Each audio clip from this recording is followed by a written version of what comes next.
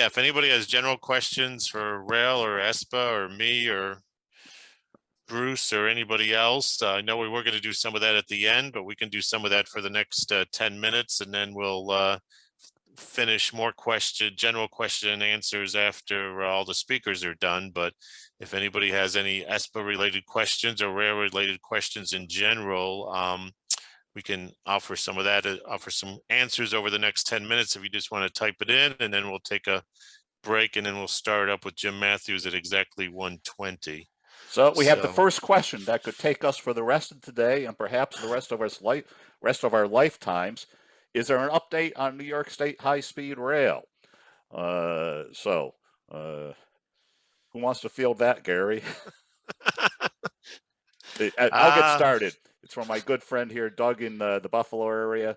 Yes, that's a good topic. The elephant in the room, of course, for those who are on the call here today, we do not have a representative from New York State DOT on the agenda. There is a remote chance that somebody may be connecting in after our break, though that is not confirmed. So to answer the question, we as ESPA continue to press both New York State and the FRA, Federal Railroad Administration, for the release of the Tier 1 EIS, which for those keeping track of time is now in its 11th year of activity. I was on the stakeholders group as president of ESPA when the first stakeholders meeting was convened back in 2009, and the study got underway shortly thereafter. So maybe year 12, I guess we're in now. We are told that the Tier 1 EIS is going to be released during 2022. The parties involved, NISDOT and FRA, are not more specific than that, but that is the necessary first step to see what is coming out of the EIS process, and then the record of decision that will be as to how it will move forward for higher speed rail in New York State. That will then lead to other studies as to specific projects and their environmental impact that would need to be accomplished. And related to all this, is important to note that New York State has told us that they are working on a number of significant projects to improve the Empire Corridor infrastructure. Most significantly is the Livingston Avenue Bridge rehabilitation and/or replacement over the Hudson between Rensselaer and Albany. The maintenance facility at Niagara Falls is part of that. Also, projects that New York State is looking at, in addition to a number of improvement projects in the Hudson Valley that have been long identified. And I would guess some of that may be what Jane Brophy referred to in her presentation concerning the improvements at Rhinecliff. That may be part of a longer scope for what New York State is interested in, though we have no direct information on that. So the answer to the question there, what's up with New York State high-speed rail? Good question. Gary, you might want to reference the interaction between the leaders in the Senate and State Senate and Assembly in that hearing that you were at recently. Yes, they have done. There was a hearing that I was actually in person, so I actually traveled up to Albany, and there definitely is interest within the State Senate and Assembly as far as high-speed rail. Not everybody understood, obviously some of the specifics, such as, south of Albany, you have part of it that's Amtrak operated. Then you're on Metro North territory. West of Schenectady area, of course, you're on a busy CSX freight line. So there was certainly some education that was done prior to the start of the meeting, and that's not everybody really understood all of those dynamics. So I certainly helped to promote people understanding the various dynamics, since it's hard to come up with a solution when the people don't really understand everything that's involved. But certainly Tim Kennedy, who's the representative out in the Buffalo area, he has certainly stated about high-speed rail a number of times. Our U.S. Senator Kirsten Gillibrand has also stated in regular business meetings with people about high-speed rail. She was almost somebody that was going to speak to us today, but some of the she had some other information, some other hearings/meetings that she had to do regarding what was going on overseas in Ukraine. So I guess that took precedence over the Empire State Passengers Association. But she has also expressed interest in further promoting and getting rail a little higher speed across New York State, which has several different issues. I mean, there's areas that can be increased south of Albany where you can easily save 20 to 25 minutes.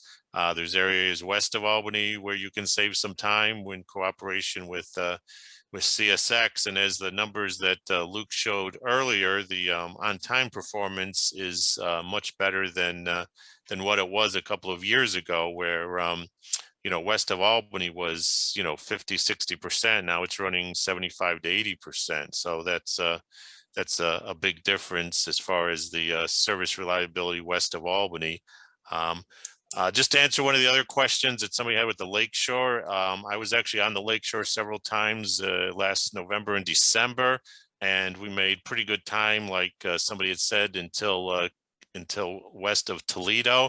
And I can tell you just from switching tracks and seeing freight trains and areas around various yards and getting into Chicago, that there's at least the times I was on the Lakeshore, there's a lot of freight traffic, and a lot of it is only double track with some areas of a third track. But there's a lot of freight traffic west of Toledo that certainly on the trains I was on with the Lakeshore certainly impacted our on timeness into Chicago. And coming back from Chicago after Christmas, I mean, we lost about 2 hours between Chicago and Toledo, and then on CSX, we actually made up about an hour and a half between Cleveland and Albany. So there is extra time that's in the schedule on the CSX portion, where oftentimes, especially in the winter time when there was no snow, it wasn't overly cold and there's no track work, where we made very good time on CSX and actually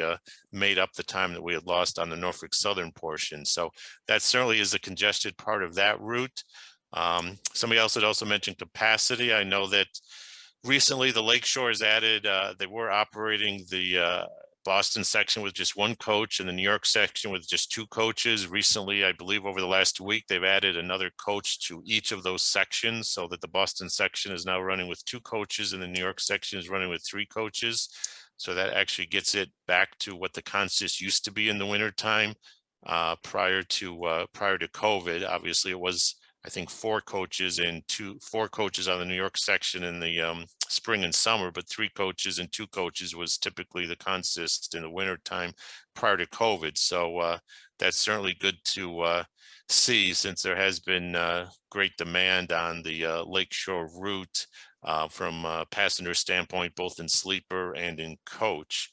And also another thing that nobody had mentioned that I'll mention is that the mask requirement on transit, which includes airplanes, buses, subway, Amtrak, Metro North, was extended to, I believe, April 18th. And there is some rumors that may change or possibly go away, or might have some loosening of those requirements after April 9th, after April 18th. So I think that would also in some ways that's a positive and then a negative, because I've talked to a lot of people here in the Hudson Valley, and some of them say they don't, they're not taking Metro North or they're not taking Amtrak because they have to wear a mask and they don't want to wear a mask, so they drive their car. And then you got the opposite group of people that say they don't want to be in a closed area with or without a mask, so they're not taking the train. So I'm not sure what the solution is with that, but certainly as the COVID numbers go down and people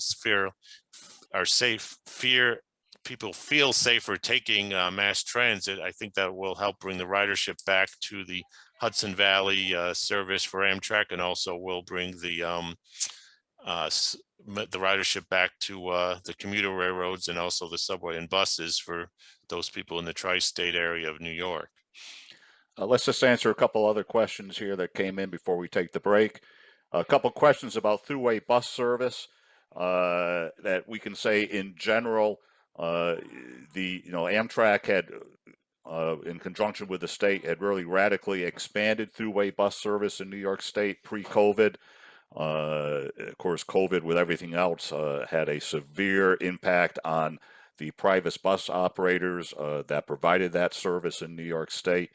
And that effect is still certainly being felt across the state. So the number of current throughway bus routes is significantly less than it was.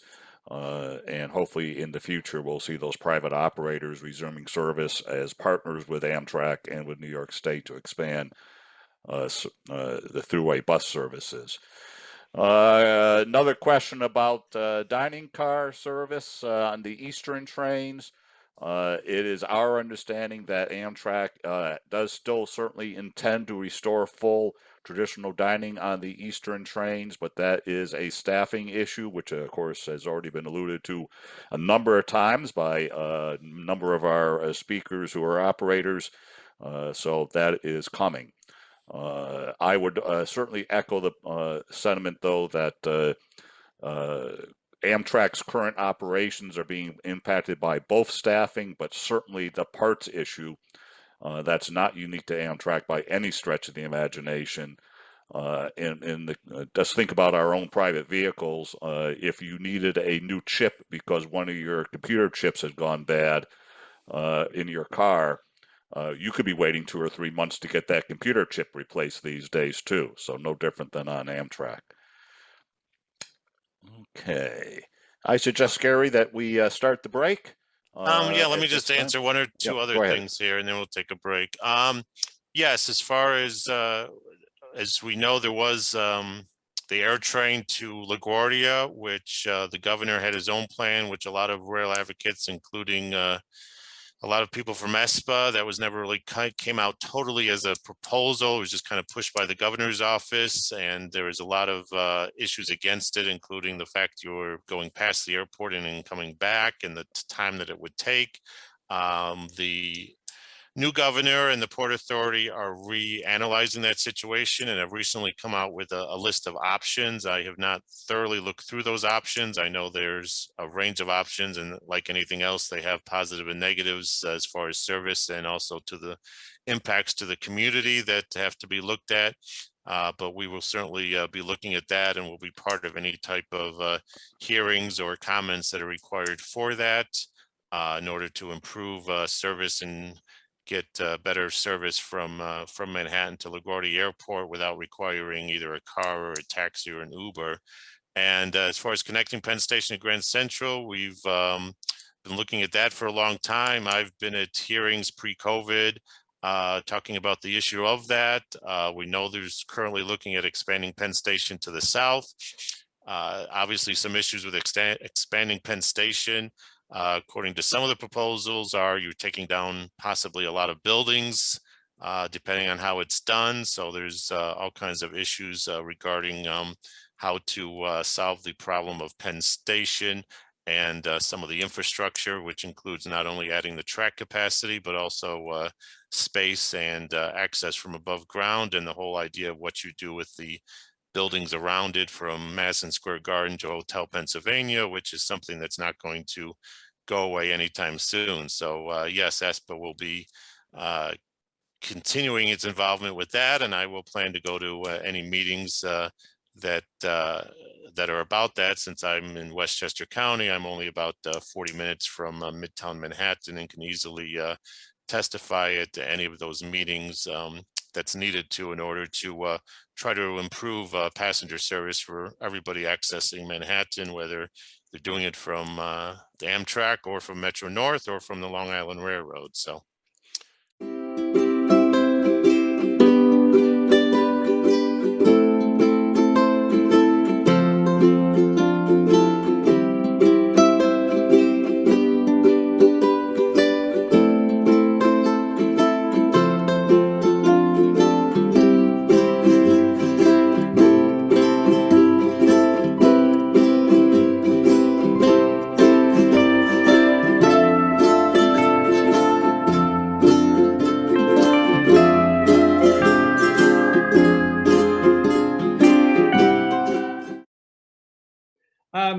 Hello, everybody, and thanks for joining us today and sticking it out till the business meeting section of today's meeting. ESPA's been talking about updating our bylaws for about a year, or at least the leadership of the organization. Basically, nothing has been done in terms of updating the sort of infrastructure of the organization for years and years and years. I mean, in 2019 and 2020, we did a significant upgrade of the website, and thanks to some volunteers who had extra time on their hands due to COVID, we now have a great website, and Ben and Bruce get a lot of credit for that, and some folks out in Washington State who helped us with that. The next thing we want to do is try and turn our attention to looking at the rules and organizational structure of ESPA. And what we found was a document from 1980 that's about 2.5 pages long that were our bylaws. And a lot has happened since 1980, and the state has passed a lot of laws establishing rules for nonprofit corporations in the state as well. So we did some review of what the law requires, and we did some review of what would work better for ESPA, and we talked about this during the year. And we have proposed the bylaws that have been voted on by members over the last couple of weeks. And I'll just like to highlight a few things for everybody. So the first thing we wanted to do is to confirm that we would maintain the 4 principal officer positions that we have had for a significant time: president, vice president, secretary, and treasurer. And some of that is related to banking, checking account rules, that we didn't want to have too many officers. And then we also decided that it would be better to go to a more traditional board of directors style setup rather than the more general and very geographically based coordinators. So I'll come back to the coordinators topic in a minute, but we set up the director titles. It's set up pretty much like any other board of directors that you are familiar with. We will have 9 board members going forward and 4 officers. Want to keep the size reasonable because there are legal quorum requirements for the board to meet and do things officially. So that is a bit of a governing factor on the size of the board. We've also established different standard policies that you would expect in an organization. How do we fill vacancies? How do we deal with a director or an officer who may become inactive?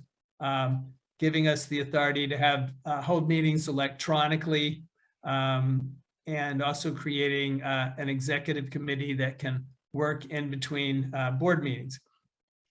We established 2-year terms for officers and directors, and those will be held in even-numbered years at the annual meeting. And then there's also a process for a confirmation process. If a new director or officer comes in that time period, and there's an annual meeting in an odd number of years, that new person will need a confirmation vote at the annual meeting in the odd numbered years. Another new state requirement is we have a conflict of interest law, and there was a fair amount of debate on this. It is required by statute. It really is the purpose of a conflict of interest law is to avoid them, obviously, but it's also just an opportunity for people to declare any situation where there might be some degree of conflict. A common thought along those lines is somebody may own a few shares of a freight railroad, for instance. But again, probably not going to be material, but it's something that you want to have disclosed. And that's the idea behind the state legislation as well. The bylaws provisions broaden the options for providing notice of meetings. We have about 5 different ways to provide notice, and we're required to, I think, use at least 3 of them for any required notice for an annual meeting. It conforms our quorum requirements to state law, and it allows for creation of committees, ESPA committees, and those can be composed of directors and general members as well. And the topic of coordinators has been discussed a lot. And what we found is that just, over time, coordinators are always very geographically based. And what we found over time is that at different time points, we may have more active members in one part of the state than the other. And so the idea of geographical basis for that became more difficult. So that's why we went to the board of directors with no geographical boundaries.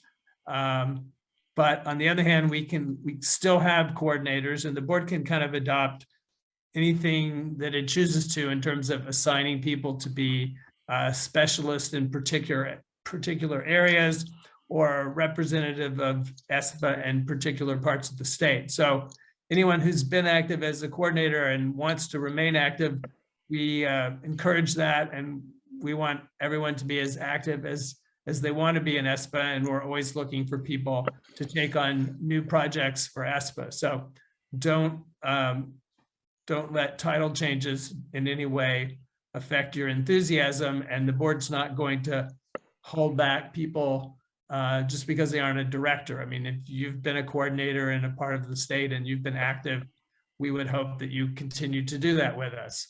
And certainly talk to Gary or any of the other officers or me about that if you want. But that's pretty much what we've proposed. And you're going to hear now, I think, from our inspector of elections about the results of the vote for the bylaw. Well, Steve, good afternoon. Great to be with you. Hello to everybody in the Zoom call. For those of you who may be newer, I'm Steve Salati.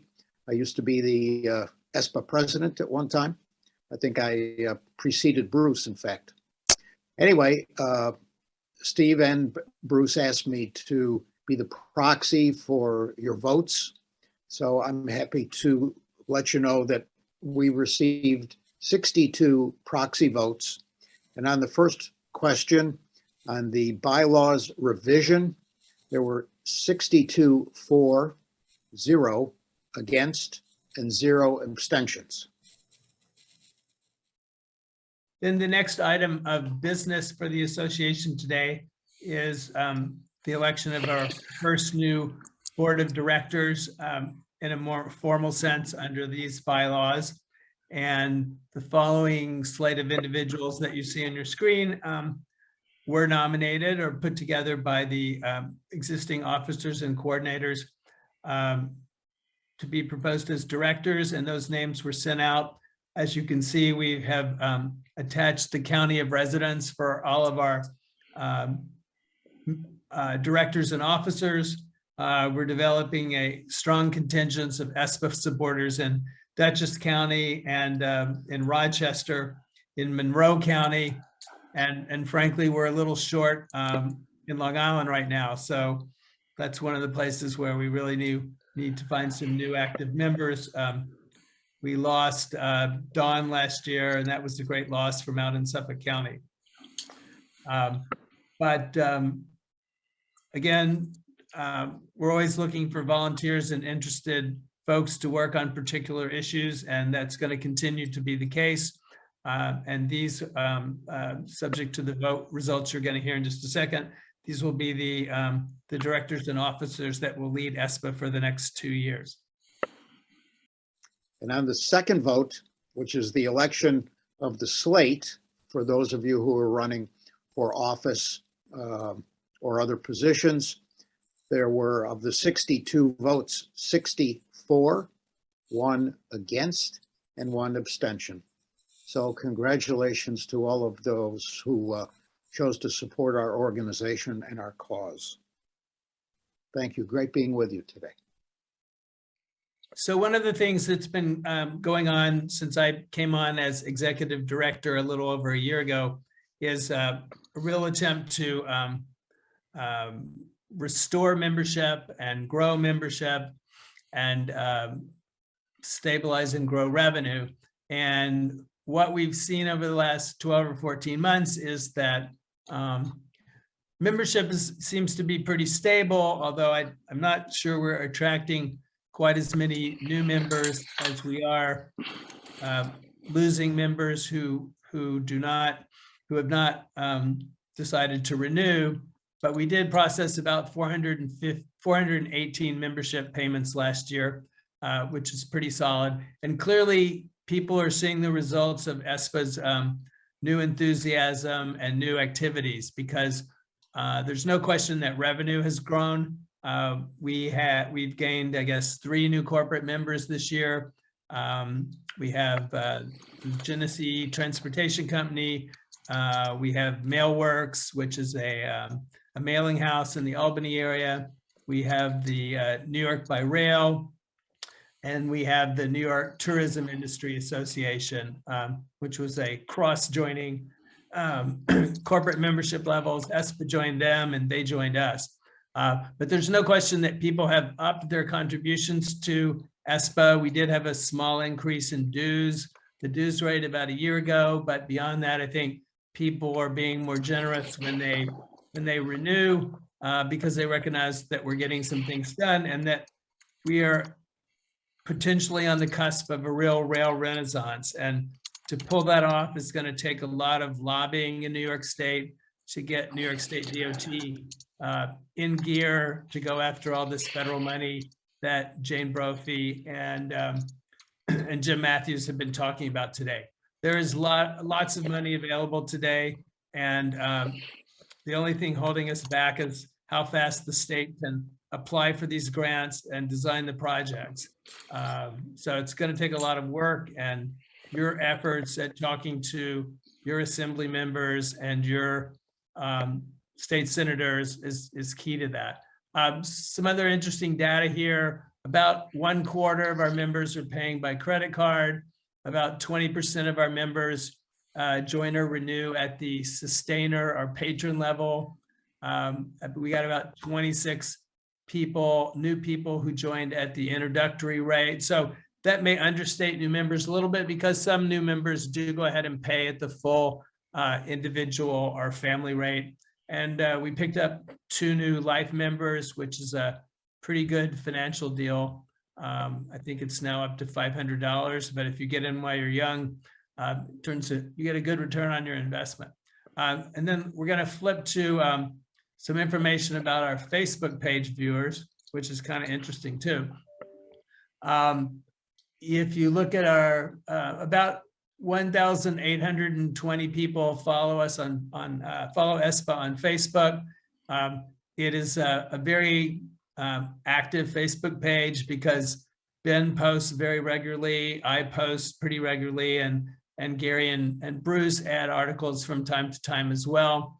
On this slide, Bruce put together, you see a posting that got over 3,400 eyeballs. I think that's the highest one we've had. It was on the Amtrak Connect plan, right? Yes.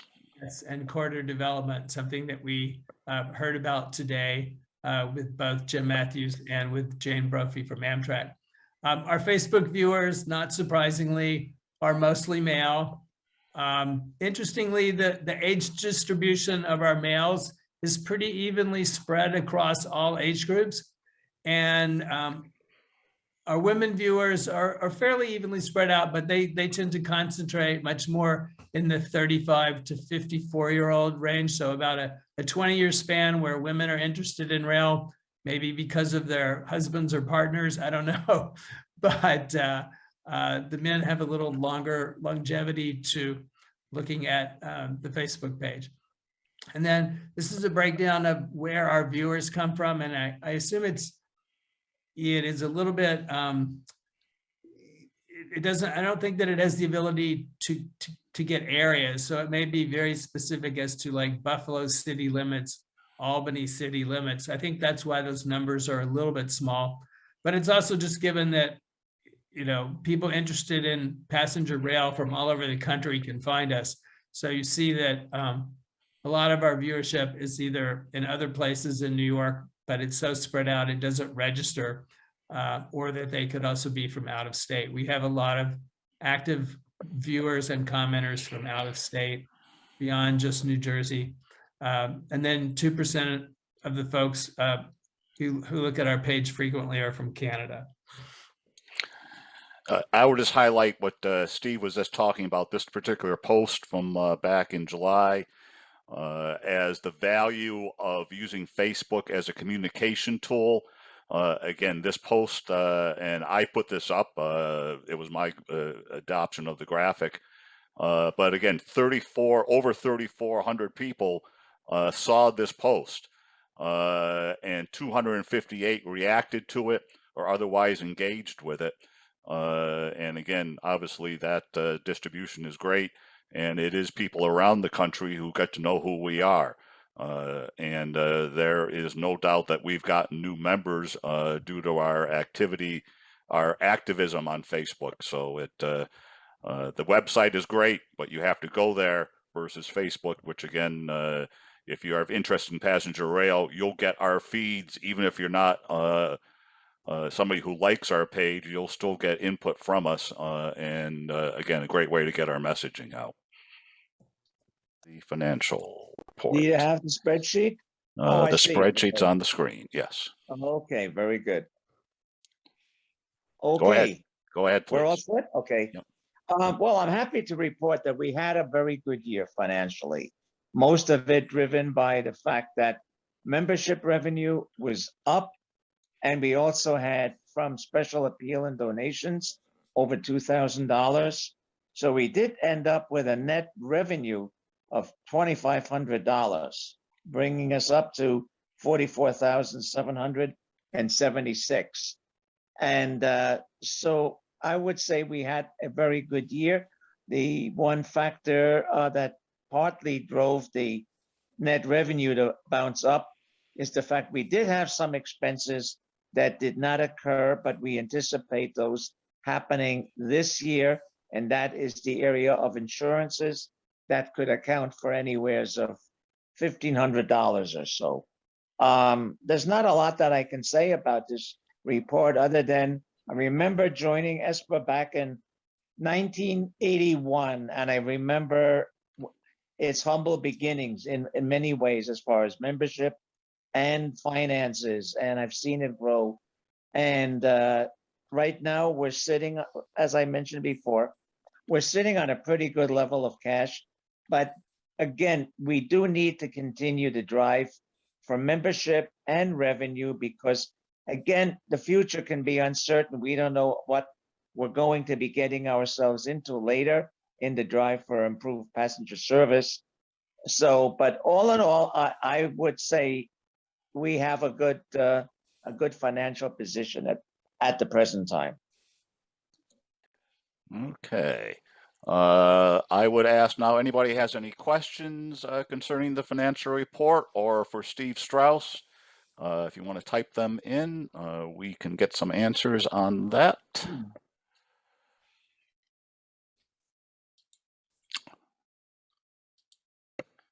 Okay.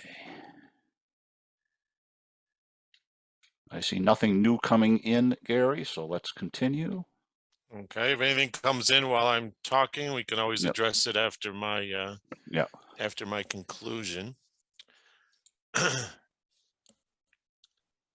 I saw something coming up, but I guess not. So yes, just to address one issue as far as DOT, I have been in contact with DOT for the last week or two, especially as far as follow-up for a speaker. There was some budget information and budget bills and meetings that were occurring this afternoon, which they were attempting to have a slot of time in order to squeeze in and jump in at our meetings during our break or right after Jim Matthews, but that was apparently when they also were in meetings. So that's why Ron Epstein, who was going to try to join our meeting at some point in the afternoon, was not able to due to the budget information and budget meetings that were occurring. We are meeting, several of us are meeting with him next Wednesday. So we have a range of issues to discuss with Ron at DOT next week. So we have Even though wasn't able to be here this afternoon due to the budget meetings and budget information in New York State, we definitely have improved and have quarterly meetings with DOT now to try to keep that line of communications flowing in both directions, so they have an idea what we're looking for, and of course we have an idea what they're looking for. As was previously mentioned, Livingston Avenue Bridge, which is 100 years old, is one of the top items that you heard mentioned earlier as far as needing infrastructure improvements. That's not a simple fix, that will need funding. So that's obviously one thing that that we have in common with the DOT as far as pushing for funding for. Also, as was mentioned, I think Jane had mentioned it, as far as west of Albany, they've upped 4 of the 6 trains now have 6 cars on a pretty much regular basis. That was something ESPA was pushing for years. They started doing it sometimes on weekends in the summer. Then more recently, they were doing it just on weekends, and now they've expanded it to be, I think, pretty much 7 days a week now.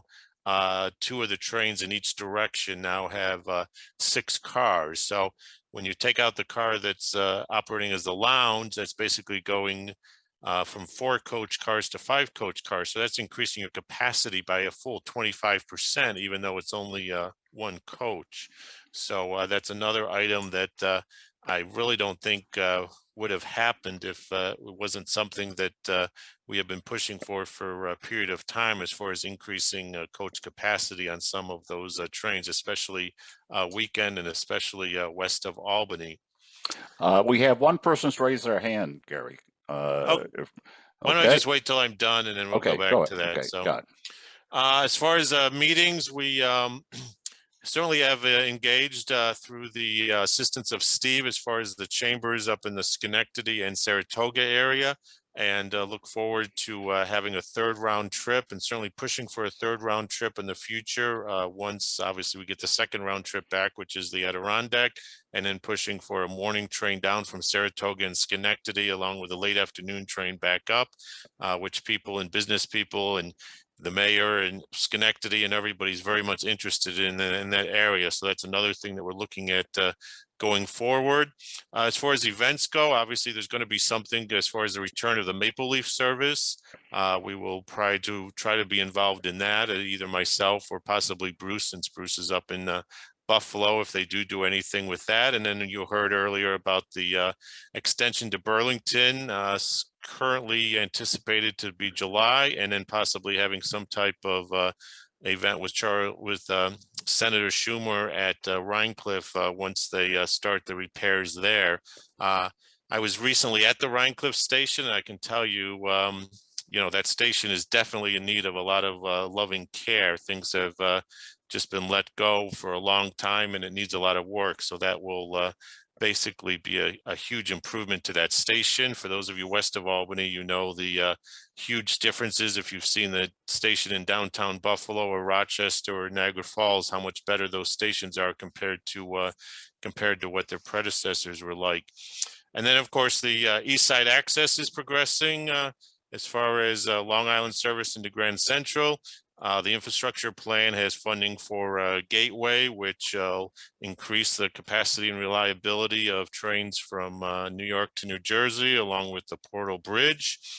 And 2nd Avenue Subway, the infrastructure plan extends that up to 125th Street, which is a great benefit for people on the east side of Manhattan. And we talked a little bit earlier about transit access being either bus or subway or light rail or jet train or aircraft, or all kinds of options as far as looking at access to LaGuardia Airport, which is in desperate need of improved transit access. And that's something that is a recent development with with the change in governorship, with the prior governor having looking at one option, and now they're looking at multiple options. So that'll definitely be a very important issue going forward.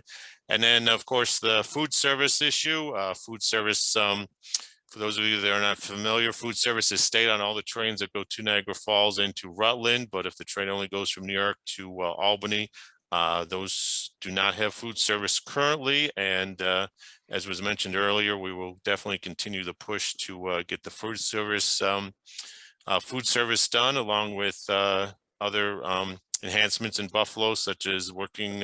Bruce and I have both been, which I think Ben was also at one of them, as far as the meetings to improve the light rail / subway service, depending on how you want to describe it, for extending the Buffalo light rail system further northwest, which was part of the original plan, which was never totally completed.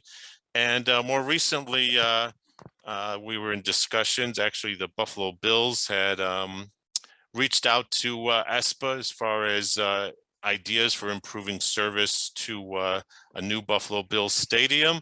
I can tell you that they had some questions as far as the line that goes right by there, which is relatively out of service.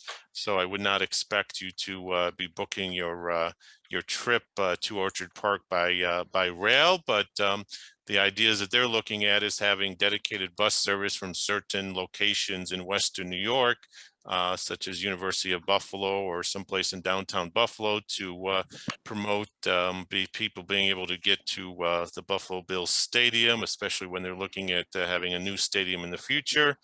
So regardless on your individual feeling about sports or money for sports, the idea that you would be able to get there better than you can now, which is basically impossible to get to without a car, is certainly something that we've continued to press for, having some type of dedicated transit service from key locations on, whether it's downtown Buffalo, Niagara Falls, University of Buffalo, etc. So anything to improve transit to allow people to get to major events, especially ones that hold thousands and thousands of people, is certainly a plus to getting providing options for people that do not necessarily have a car or do not want to be taking their car every single place that they go. So that's kind of the summary that I have so far. Obviously, as we've seen, ridership has been increasing. As I noted yesterday, every single train from Albany to New York, except for the 5:55 a.m., all the other 7 round trips were completely sold out yesterday. Every train leaving Manhattan between 2 p.m. and 8 p.m. yesterday was sold out. So we do have ridership starting to come back. Bruce just put up the ridership stats. I don't know if he has anything to highlight on that as far as that, so I will throw it back to Bruce as far as the summary of the stat sheet there, and then we will finish up with any last minute questions. So Bruce, do you want to give a quick overview of what you're looking at there? Because there's a lot going on that one chart. So a lot going on here indeed, but on the left-hand side of your screen would be the New York State stations. Comparison of ridership in FY 2019 versus 2021. I did not include 20. As again, that number was obviously lower than both of these numbers due to the pandemic. And we can make this information available on the website. Also on the right is the graphic of the sort of 3-month look at ridership, which I have been doing all through the pandemic. It has evolved slightly based upon the length of time and what months we're comparing things to. This is the ridership in the highlighted or the gray box for January 22, 21, 20, and 19. And as Jane Brophy highlighted to us this morning, ridership is coming back. On her chart, she noted that ridership had dipped in December and January. Is both because of COVID and seasonally adjusted. But her number, and she had more up-to-date information in February, was that February has started to look up again. This information I try to keep as current as possible on our website, and also I do put it out via the ESPA Facebook page. So always a snapshot of what is available ridership-wise, stat-wise. Let's see. I don't know what that question is. We have one person, one attendee raised their hand. I don't know who Zoom user is, as that's how they typed in their name as Zoom. So Mr. Zoom, I'm going to unmute you, and you would be able to ask your question. Let's see. Hello, Bruce, and everyone. Name is Fan Ying Jen. Oh, I yes. tried putting my name in Zoom, but apparently it didn't work. But name is Fan Ying Jen. Yes, Fan. Don't really actually have any questions. I want to say thank you for everything you do. You know, my ridership has collapsed along with everybody the past couple of years, but now I'm pretty soon gonna probably getting a new job and going to resume the commute again. It's back in New York City, and it definitely and also on the issue of supply chain, yeah, I have issues with repairing my car. I have a car that still waiting on for a year. One of my cars caught fire. It's a very it's very small, small enough that I'm fixing it up, but it still needs more parts and been having trouble getting parts. And so my other car, because I'm down to one car and I can't get another car, so it's really I can't really drive anywhere. Try to protect the vehicle, so I take trains. A good example of supply chains issue there, Fanning. Thank you. Yeah, I know it. If Amtrak, it takes 3 months for Amtrak, they're doing pretty well because I'm getting anywhere from 6 to 12 months for my vehicles. Yeah. Okay. Let's move on. Doug Funky, who is from the Buffalo area, has his hand up. I'm going to open you up, Doug. You can now speak to us. Okay, can you hear me? We can hear you, Doug. Go ahead. Okay, real good. Yeah, just real briefly. My name is Doug Funky. I'm the president of Citizens Regional Transit. I really appreciate. Oops. Oh, we lost him. I don't know why. Okay, we're going to try to get him back. I think he muted himself. Yeah. No, it muted me up. It muted me. Oh, okay. Sorry. I muted myself again. But can you hear me now? Yep, yes. Go ahead. Okay. I'm very, very appreciative that you mentioned the connectivity to the stadium and the issues there. Real interesting. They're still picking the location for that. And it turns out from what we're hearing is that the Pagula's first choice was UB campus, Amherst campus for the location of the stadium, and then Governor Cuomo squelched that. But I don't know if that's still under consideration, maybe not. But light rail is being extended out there. I made a comment earlier and just a thing, and I interacted with Steve a little bit on it. And the importance of connectivity to public transportation with Amtrak and with heavy rail. It's critical. I remember, Bruce, you probably know, but I used to take the train up to Rome, New York sometimes. It was terrible. You got off there and you were in the desert. You could rent a car and you had to walk a couple of blocks just to get to the car, and it wasn't a real pleasant walk. Maybe that's been fixed, but I know that the Pew Station here in Buffalo has terrible connectivity to public transportation, and people come into a city and they need to get places, and you can't rent a car in Depew either.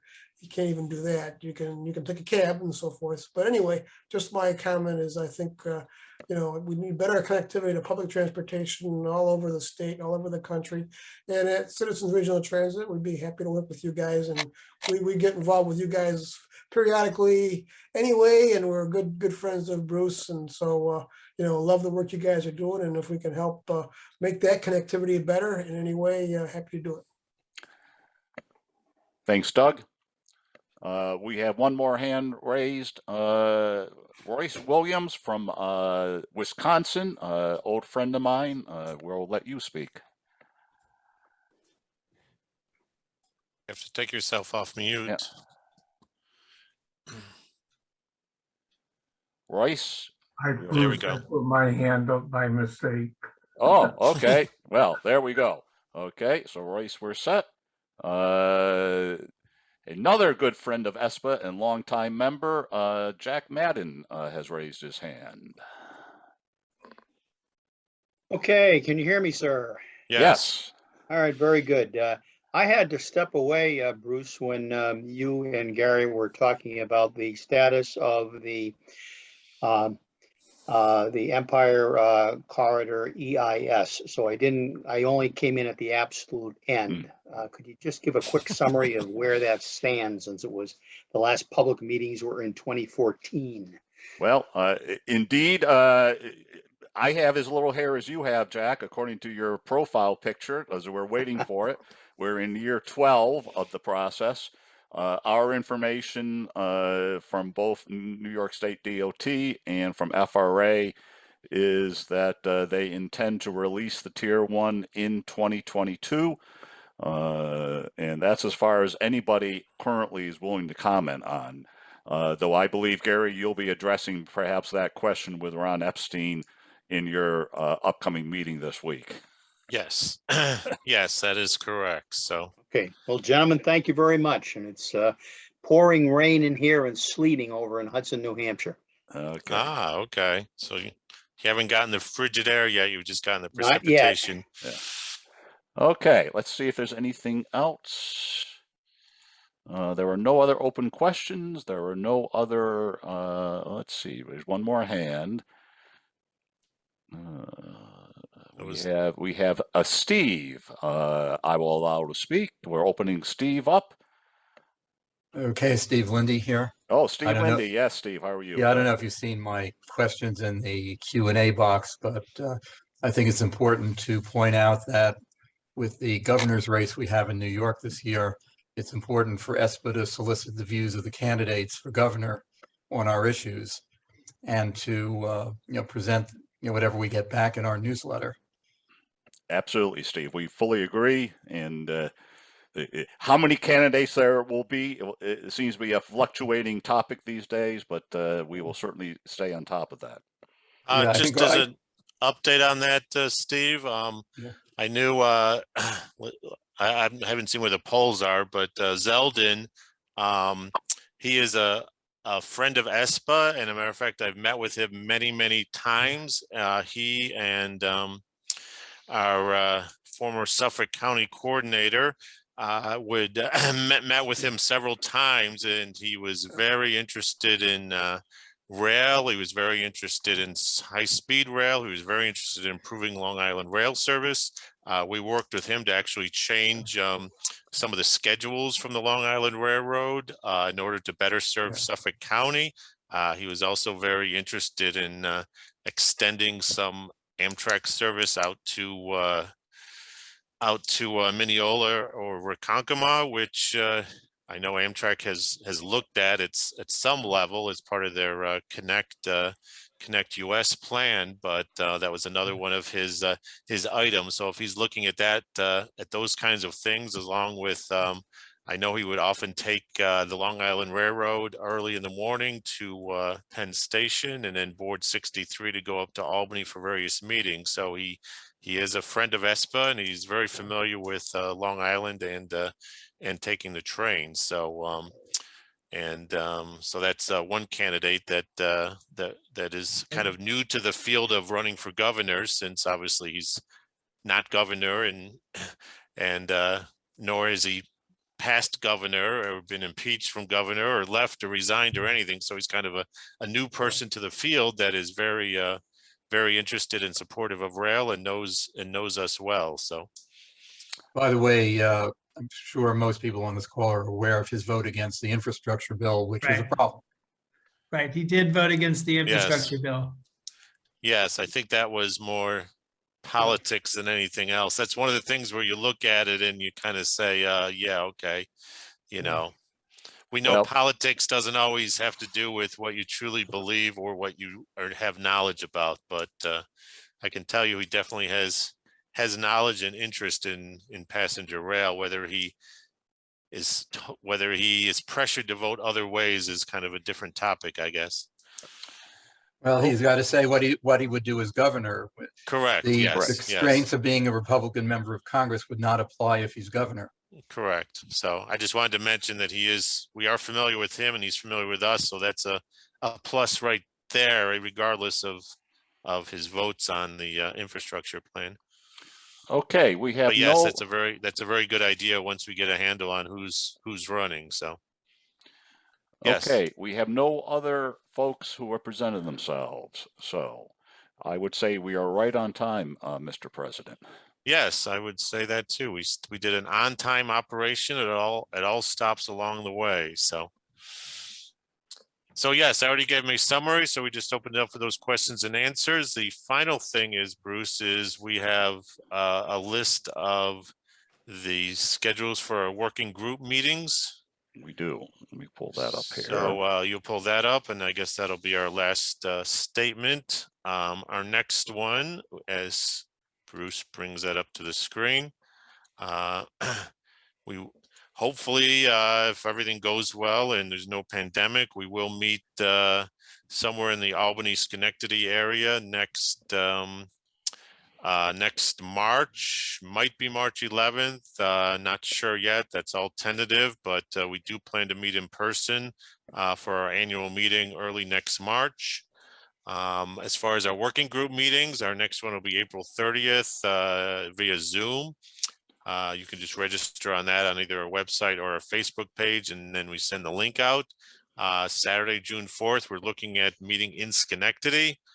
Don't buy your tickets yet. We're still looking for a location, and assuming there's no huge increase in COVID rates that causes restaurants to be shut down or anything crazy in the next month, we will be meeting in person on June 4th. And then our summer meeting in Utica, which we've typically done for many August meetings, will be Saturday, August 13th, noon to 3:30 in person in Utica. And also that'll be in person at probably a restaurant somewhere right in downtown Utica. So if you're interested as far as joining us at the working group meetings or getting into some of the more details of contacting people and agendas and news and DOT and Amtrak and everything else, along with transit issues that come up, who knows what might be going on by that time. I know that Metro North is looking at the end of the month expanding some of their peak schedules. So if there's any input that we need to give to that, we will. And of course, you have things coming up as far as what's going on with expansion of Penn Station and LaGuardia Airport, which I'm sure will be topics of those meetings too. So those are the dates if you're interested in getting more involved. And once again, promote transit when you can. We do have pretty good transit, regardless of people saying this or that. We do still have 4 trains across the state, except on Mondays, except for 2 days a week. But hopefully the Lakeshore will be returning to 7 days a week from its current 5-day-a-week operation that is scheduled to be sometime in May. So as far as we heard earlier, they are trying to make that happen. That's not just an excuse that people are using not to operate the trains. So hopefully we will have that service back. And then, as Jane said, we do have an additional round trip between Albany and New York that starts on May 28th, which I believe will help alleviate some of the peak hour traveled from Albany down to New York, and now New York down to Albany, since that was obviously cut way back during the pandemic. So that is the conclusion. And I don't know if Bruce has any other thought there as we close out, or if there's any final question and answer or raising hand, Bruce can let them do. Otherwise, we are done with about 1 minute to spare. So I'll just close up. There are no other questions at the second. Just close up. We will be getting the various segments of our today's program, which has all been recorded, available. We have the Amtrak presentation from Jane that she immediately said that we could have available. Jim Matthews will be sending his presentation, and we'll make that available. So watch for some information coming out. We certainly appreciate your participation. And for everybody who was registered today, you will be getting a little survey from us just so we can gauge your satisfaction with how this all went today, and will help us do better in the future. Okay, thank you, everyone. Take care, everybody. Thank you.